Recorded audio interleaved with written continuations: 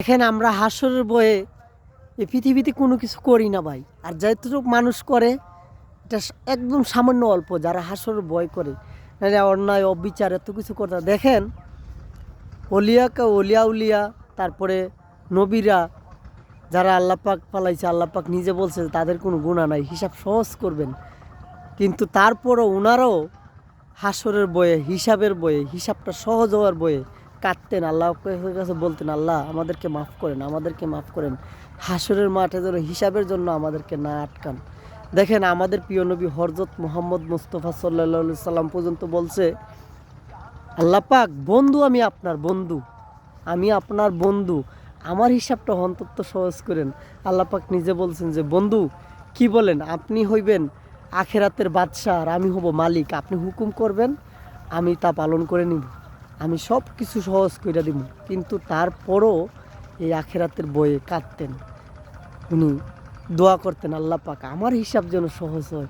দেখেন এই পৃথিবীতে 10 জন সাহাবী আল্লাহ রাসূলের সাথে চলাফেরা করতো, 10 জন সাহাবী পৃথিবীতে জান্নাতের টিকিট পাইছে, জান্নাতের ঘোষণা পাইছে, কিন্তু ওই সাহাবীরা পর্যন্ত আখেরাতের হিসাবের জন্য বলতো, আল্লাহ পাক আমাদের হিসাব যেন সহজ করেন, আমরা নিয়ে কোনো আটকে যাই।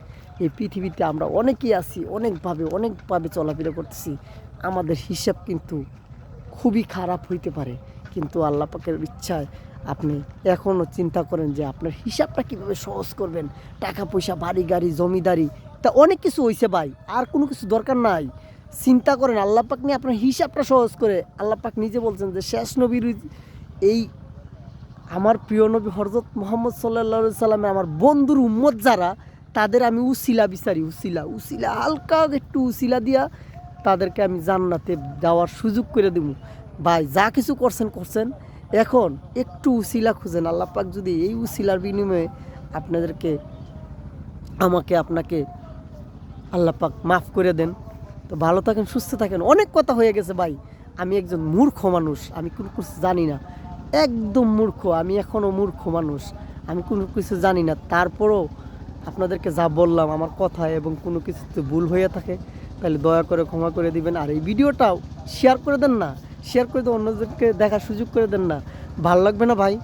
আপনাকে আপনার মাধ্যমে যদি অন্যজন দেখতে পারে, আমিও উপকৃত হব, আপনিও উপকৃত হবেন, অন্যজনের আখেরাত এবং দুনিয়া সুন্দর হইতে পারে।